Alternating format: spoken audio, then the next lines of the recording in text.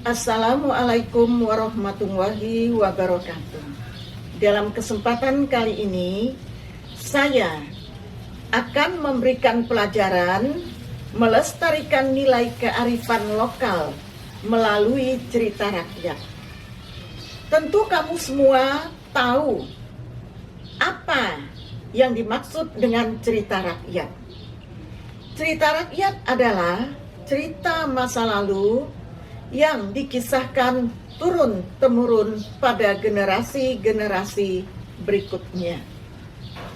Cerita rakyat kadang-kadang kita dengar dari kedua orang tua, dari teman, atau mungkin dari media sosial, dari buku-buku yang kamu miliki. Pada kesempatan kali ini, saya akan memberikan ringkasan cerita rakyat Nyai Marbintang. Ini cerita rakyat Nyai Marbintang. Alhamdulillah ditulis oleh saya sendiri. Ceritanya adalah sebagai berikut. Alkisah seorang raja di Baringin memiliki seorang putri bernama Bintang. Putri tersebut begitu cantik, ibarat bintang kejora di tengah istana kerajaan yang di Sipirog disebut Bagas Godang. Sejak kecil, Putri Bintang diasuh oleh inang pengasuh yang disebut Japurut. Ketika Putri Bintang menginjak dewasa, rupanya bertambah cantik dan amatlah elok. Matanya bulat bercahaya, kulitnya putih mulus tanpa cacat. Jika Putri Bintang keluarga Bagas Godang, kakinya tidak menginjak tanah karena ditandu oleh beberapa Japurut bertubuh besar. Segala nasihat didengar oleh para Japurut untuk menjaga keselamatan Putri Bintang. Suatu hari Putri Bintang pergi ke air milas Sosopan untuk mandi air panas yang berbau belerang. Jaraknya dari tempat tinggalnya lebih kurang 3 km. Putri Bintang ditandu. Di air milas Sosopan, semua mata memandangnya berdecak kagum karena keelokan moleknya. Tanpa diketahui oleh Putri Bintang, seorang pemuda yang juga bernama Bintang berdecak kagum menikmati keindahan wajahnya. Pelan-pelan lelaki itu menyelusup di antara pepohonan yang dibatasi oleh tembok untuk melihat kecantikan Putri Bintang.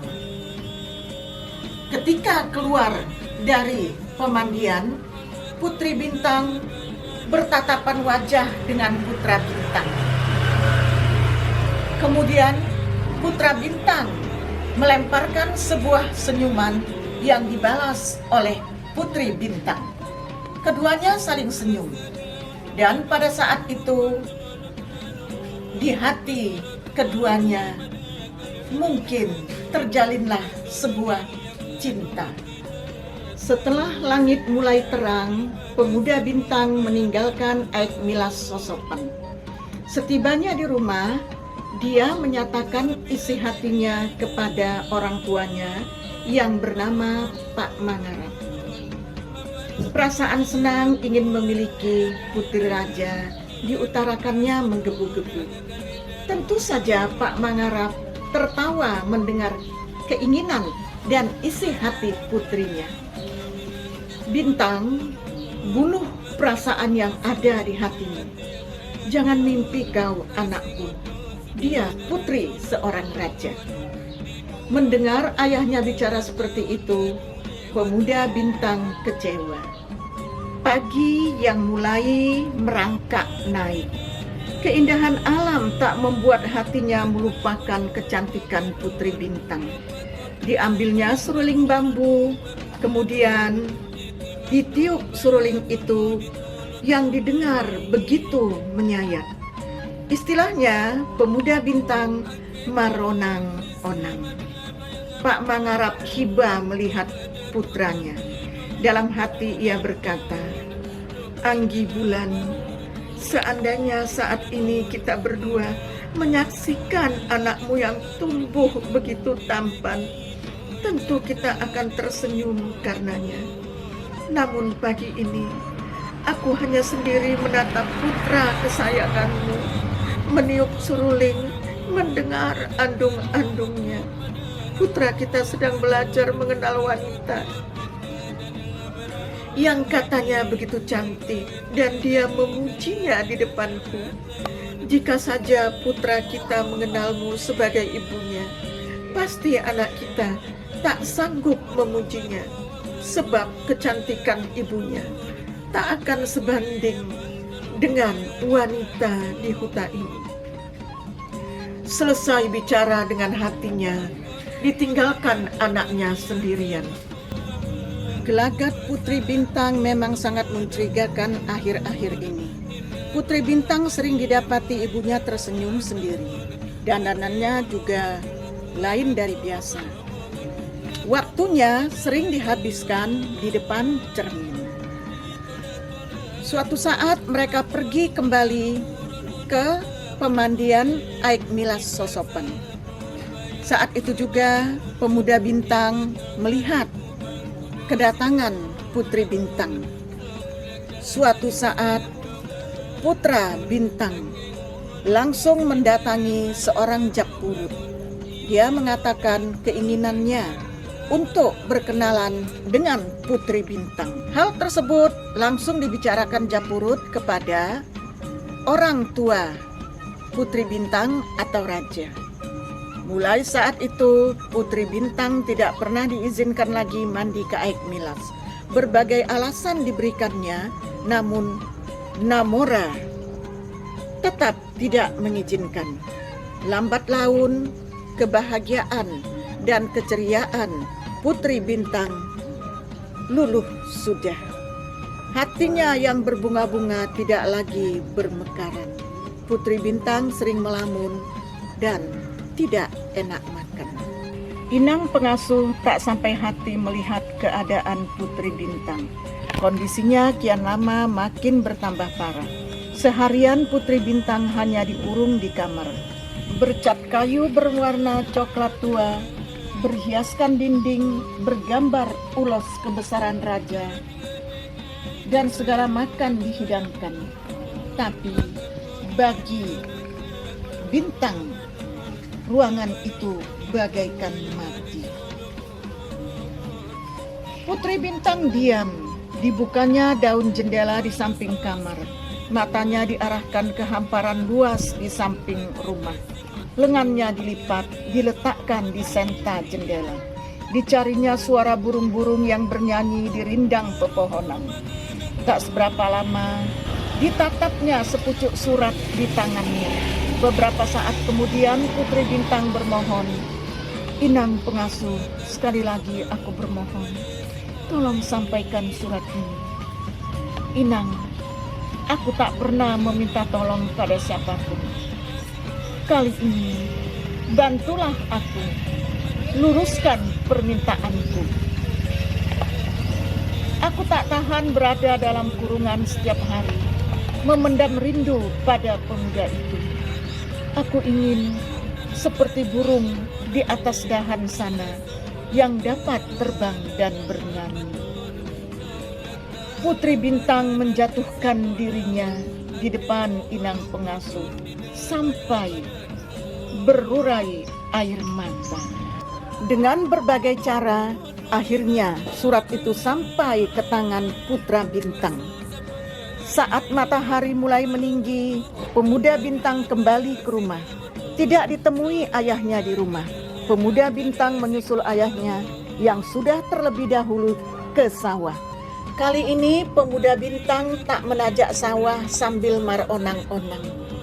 Dengan cekatan pemuda Bintang menyelesaikan pekerjaannya.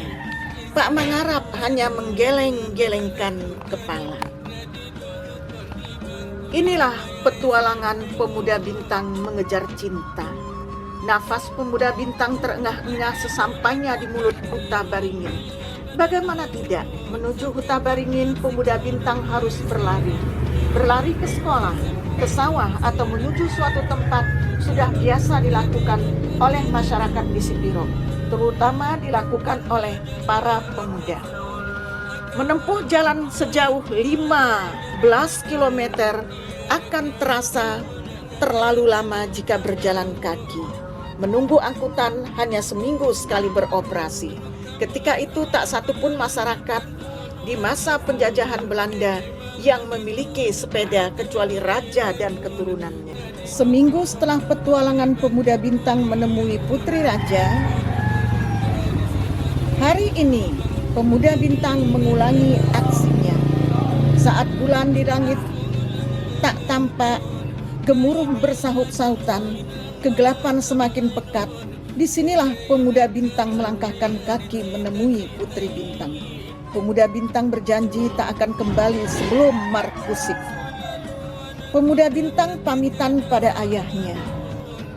Tahukah kawan, jantung Pak Mangarap berdebar saat itu.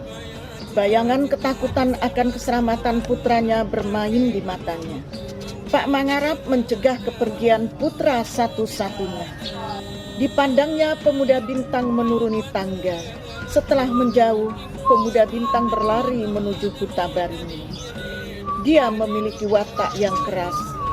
Dulu ketika melamar istrinya yang sangat cantik, Pak Mangarap tak memikirkan siapa calon istrinya yang sesungguhnya. Menjelang perkawinan barulah Pak Mangarap mengerti bahwa calon istrinya adalah orang Bunian. Istrinya terusir dari keluarga kerajaan Bunian. Setelah tak dapat memisahkan keduanya, pernikahan yang dilangsungkan juga oleh kedua pihak walau tidak merestui. Setelah memiliki satu anak, Pak Mangarap berpisah dengan istrinya. Istrinya terpaksa meninggalkan suaminya dan anaknya karena tak tahan mendengar cemoohan tetangga. Dengan berat hati saat itu Pak Mangarap melepas istrinya ke Gunung Sibual-Buali. Malam hari Pak Mangarap tak dapat tidur membayangkan perjalanan yang ditempuh putranya. Sesekali Pak Mangarap terduduk jika mendengar halilintar bergemuruh. Pak Mangarap tidak hanya mencemaskan anaknya, tapi dia juga takut tindakan putranya diketahui raja. Berbeda dengan ayahnya, pemuda bintang tenang saja menghadapi keadaan. Hujan, suara halilintar, dan dingin yang mencekam tak dihiraukannya. Dengan berbagai cara, menggaruk-garuk dinding, mengetuknya, bersiul, mendenguskan nafas, akhirnya dia berhasil Markusip untuk yang pertama kali dengan putri bintang. Menjelang dini hari, putri bintang merayap meninggalkan kolong Bagas Godang. Dia tidak kembali ke huta, tapi ke Parsabolas menginap di masjid dengan harapan malam ini dapat turun kembali hujan dan dapat Markusip dengan putri bintang untuk yang kedua kalinya. 3 hari 3 malam putra bintang tidak pulang ke rumah. Pak Mangarap semakin gelisah. Ketika pemuda bintang kembali, Pak Mangarap ketakutan dan langsung melihat keadaan putranya. Pemuda bintang bergetar hatinya. Tak disangkanya ayahnya marah besar karena jalinan kasihnya. Tak pernah pemuda bintang menatap ayahnya dengan wajah sekusut itu. Mulai tak enak hatinya. Ayahnya berkata, "Bintang, jangan dekati boru itu ya nak," pinta Pak Mangarap memecah keheningan. Pemuda bintang tak menjawab. Kepalanya semakin merunduk. Matanya berkaca. Beberapa saat tak ada suara ayahnya. Diangkat kepalanya. Hibah hati pemuda bintang melihat ayahnya tertidur. Pemuda bintang pada pagi hari lari ke belakang rumah dan bersuling sambil menyanyikan lagu yang sangat memilukan hati. Tak hanya orang yang mendengar, daun-daun merunduk ikut berduka. Setelah senja, pemuda bintang turun dari bukit, dibantu ayahnya memasak. Selesai masak, keduanya menyantap makanan dan masih tak bicara. Suatu hari, Putri Bintang benar-benar gelisah dan tak dapat menahan diri. Dia ingin bertemu dengan pemuda bintang. Akhirnya, beberapa kali mereka bertemu marhusib dengan cara sembunyi-sembunyi. Pak Mangarap semakin ketakutan. Suatu saat, dia pergi melangkahkan kaki ke Gunung Sibual-Buali. Tiba di mulut kampung Baringin, dia berhenti sejenak. Inilah huta yang membawa petaka untukku, pikirnya. Lalu dia kembali mengayunkan langkah melewati sawah dan ilalang. Diikutinya lereng Sibual-Buali. Bau belerang mulai terasa. Asap yang keluar dari haritai mendidih. Asapnya mengepul mencapai langit. Pak Mangarap berhenti sejenak, menarik nafas karena lelah. Kemudian menjerit, "Oh bulan, keluarlah kau. Ini aku, suamimu." Tak lama kemudian mereka berjumpa. "Aku harap kau tak mengungkit masa lalu, wahai suamiku." "Bukannya aku ingin mengungkit masa lalu, tapi sudahlah. Katakan apa maumu." "Akan kukatakan apa mauku." Wajahnya tampak begitu kusut. "Apa yang terjadi denganmu?" "Aku datang memohon pertolonganmu, bulan." "Apa yang dapat kubantu? Aku hanyalah orang bunian yang tak mengerti apa-apa tentang manusia dan begitu asing untuk kaummu." "Jangan berkata begitu. Ini menyangkut anakmu." "Anakku? Katakan ada apa dengan anakku? Jangan katakan anakku dalam bahaya atau telah tiada." Suara bulan meninggi dan parau. Kecemasan tampak pada wajahnya. "Tunjukkan dirimu, bulan. Aku tak tahu harus bicara dengan siapa." "Akang, suamiku, hatiku masih sakit." Teriakan penduduk dan amarah orang tuamu malam itu masih terngiang di telingaku. Setelah berpisah saat purnama penuh, aku merasa telah tercampak dari hatimu. Saat itu, aku tak ingin kau melihat wujudku. Cepat katakan, adakah masalah yang membahayakan pada diri anakku? Maafkan aku, bulan. Aku tak dapat menjaga dengan baik. Setelah dewasa, anak kita mencintai Putri Raja. Putri Raja Huta Baringin. Di sana, kau lihatlah. Di sanalah kampungnya. Lengan Pak Mangarap menunjuk perkampungan di sebelah barat Gunung Sibual-Buali. Pak Mangarap menyambung pembicaraannya. "Bintang, putra kita akan membawa Putri Raja Marlojong. Aku takut pancung akan mengait di lehernya atau kampak memenggal kepalanya. Setelah dengan berat hati aku berpisah denganmu, aku tak ingin berpisah dengan putramu." Bulan menangis, kemudian berlalu dari Pak Mangarap. Diremas-remasnya hati bulan. Bintang, putranya, dilepas dengan setulus hati, dengan harapan suaminya dapat menjaganya dengan baik. Malam itu, pemuda Bintang dan Putri Bintang berhasil meloloskan diri memasuki Gunung Simago-Mago ditemani oleh ayahnya. Kemudian Pak Mangarap berteriak di depan Gunung Sibual-Buali, "Bulan, keluarlah, aku membawa putramu, jemputlah anakmu." "Ayah, siapa yang ayah panggil?" "Ayah memanggil ibumu." "Keluarlah, Bulan." "Ayah, aku tak punya ibu." "Bulan, datanglah, aku membawa anakmu." Pemuda Bintang tak habis pikir melihat tingkah ayahnya. Pemuda bintang tak pernah memanggil ibu.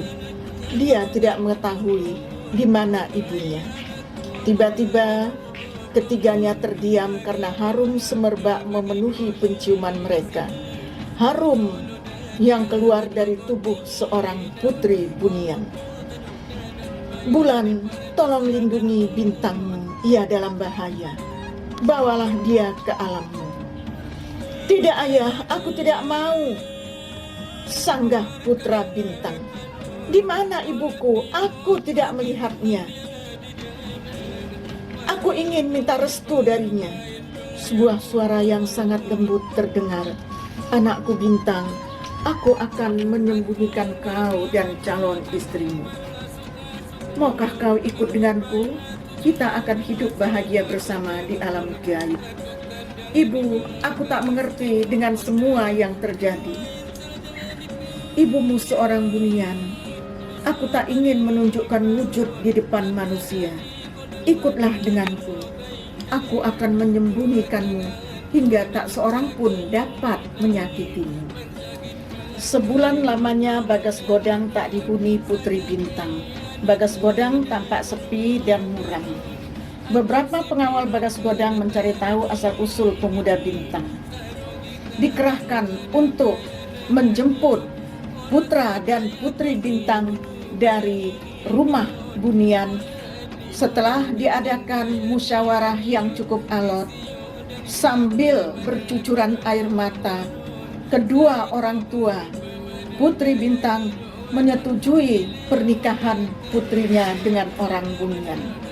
3 hari berikutnya disiapkan upacara pengembalian putri bintang sekaligus melakukan acara Manaruhon Sere. Penduduk Baringin tersentak mendengar berita itu. Rasa takut kampungnya didatangi makhluk halus membuat huta Baringin sepi.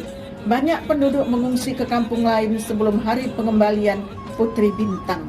Penduduk merasa seram kampungnya dimasuki orang bunian. Di depan Bagas Godang, upacara penyambutan putri bintang dipersiapkan dengan meriah.